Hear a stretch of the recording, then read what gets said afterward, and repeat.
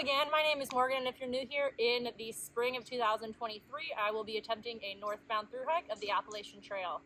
In today's video, we are going to be discussing my big three. So that is going to be my backpack, my tent, and my sleep system. I am planning on doing a full gear list later, but this is more of an in-depth review of each of the products and why I am choosing them to take with me on my journey. So starting with my pack, I have the Light AF 40-liter Curve full suspension pack.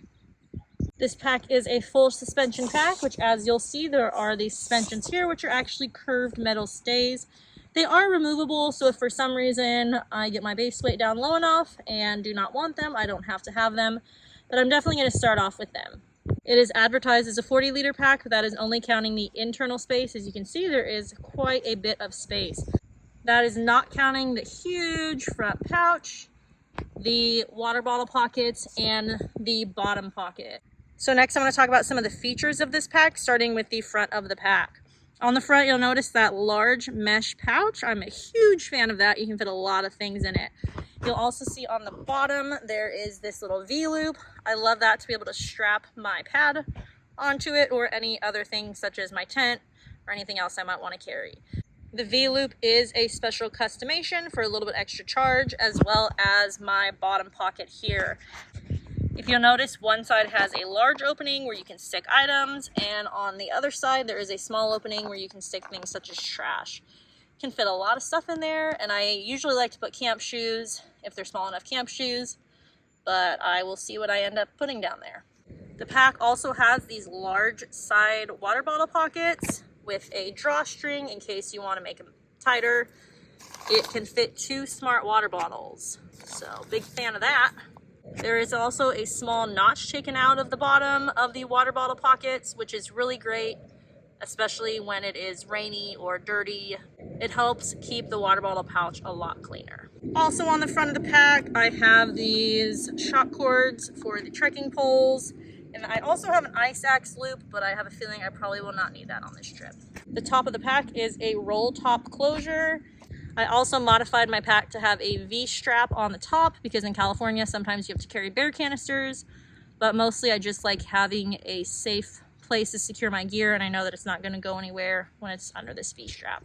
All right, turning now to the back of the pack, I really enjoy the shoulder straps, and I modified it to have 2 water bottle pockets on the shoulder straps. I don't really use them for water bottles, but I like them to hold things such as my sunglasses, snacks, or any other things that I might want to put there. I also like the daisy chain on the shoulder straps. It's really great for hooking stuff on, such as my Garmin InReach, which is where I usually store that. This pack also has a hip belt, which I really like, and one of my favorite things about it is that the 2 straps can be adjusted independently, so I can put it exactly to my liking.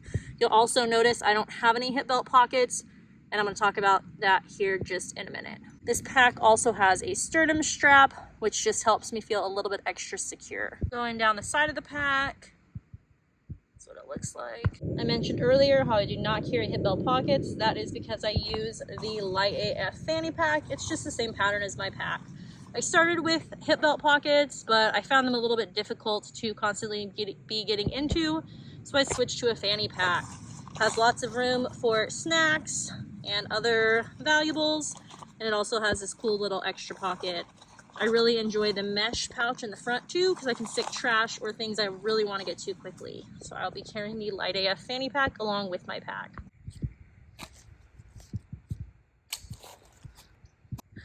Whoa!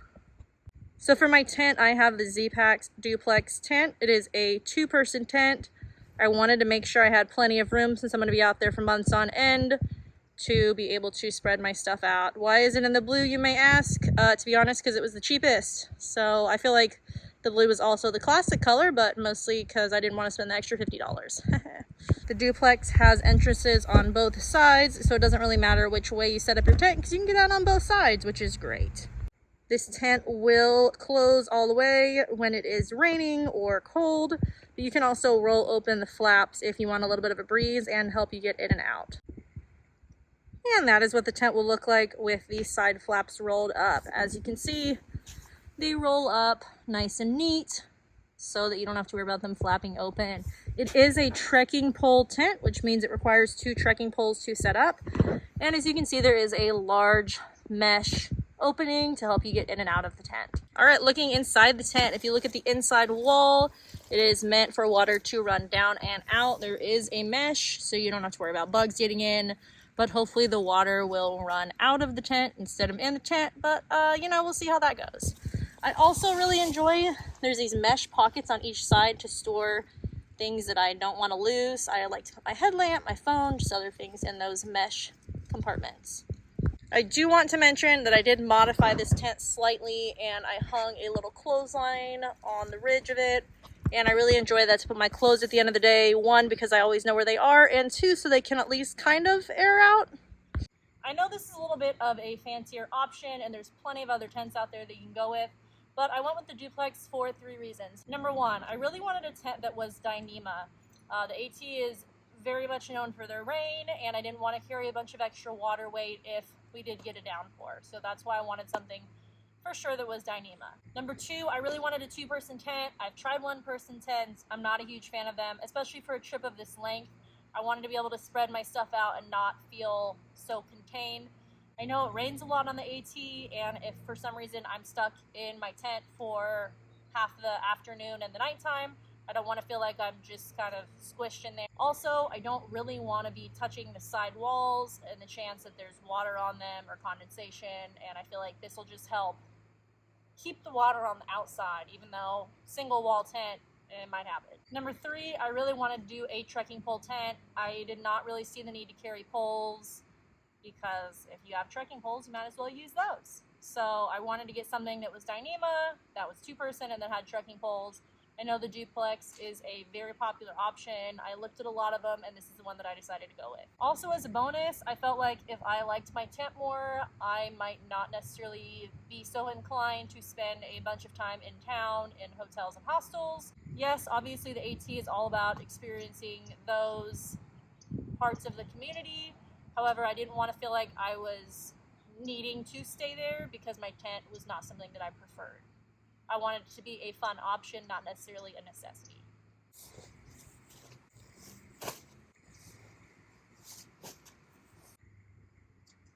Good morning there. Let's talk about my sleep system. So here is my sleep system. So the first part of my sleep system, and also doubles as a sit pad, is this Gossamer Gear 1/8 inch foam pad. It's very lightweight. I like to put it underneath my sleeping pad because then my sleeping pad doesn't roll around a bunch. Also, it gives me a little bit of peace of mind in case something were to be sharp or pokey on the ground, that this will get the brunt of it and not my precious sleeping pad.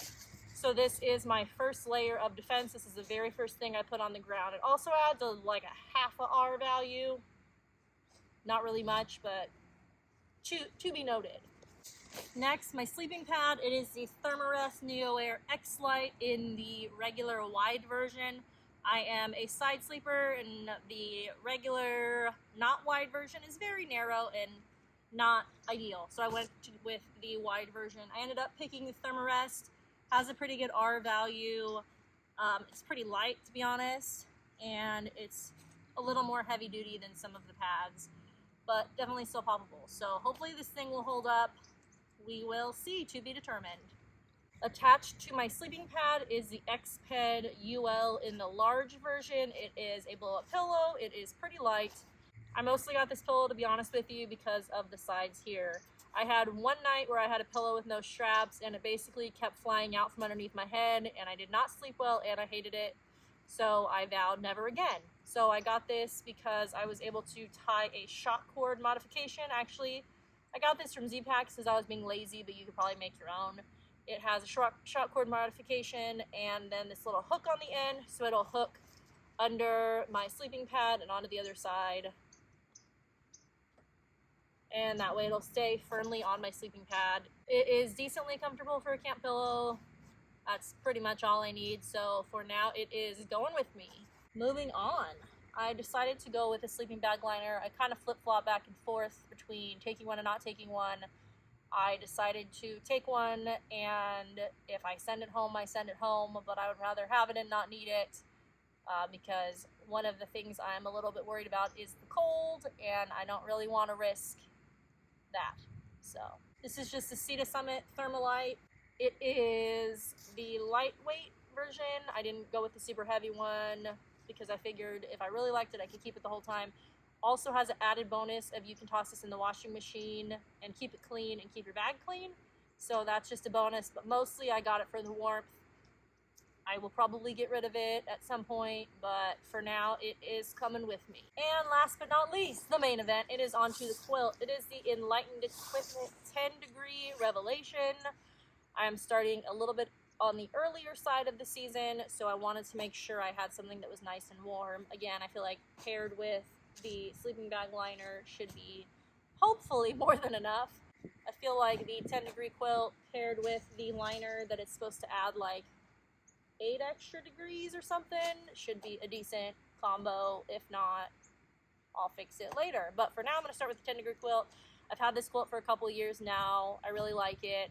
I decided to go with the Revelation because it does not have a sewn foot box, and I figured that way I could use it through the whole trail and I wouldn't have to try to get a new quilt because that would, no thank you.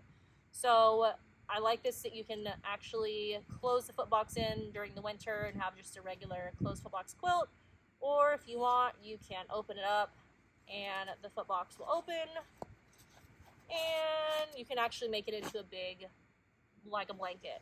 There's also a little bit of a zipper down the side. Again, you can open it up like a blanket, or in the winter, I like to have it nice and closed. It is a quilt, so there's not a sewn back, but there are straps that can attach to your quilt. The very first night that I tried this quilt up in the Sierra, I may or may not have forgotten the quilt straps and then froze for the entire night, and it was in the summer. So yeah, learn my lesson on that one. If I even think it's going to be cold, I will put the quilt straps on and hunker down because I'm not going to risk it again. No thank you, not interested. So this quilt is very versatile, and that's why I decided to go with the Revelation. Yeah. Well, that is what I'm going to be starting with when I step off at Amicalola Falls State Park. Hopefully it will work. I will definitely keep you updated. Thanks for watching. If you like this content, there is lots more gear videos to come. So go ahead and hit that subscribe button, and I'll see you guys soon.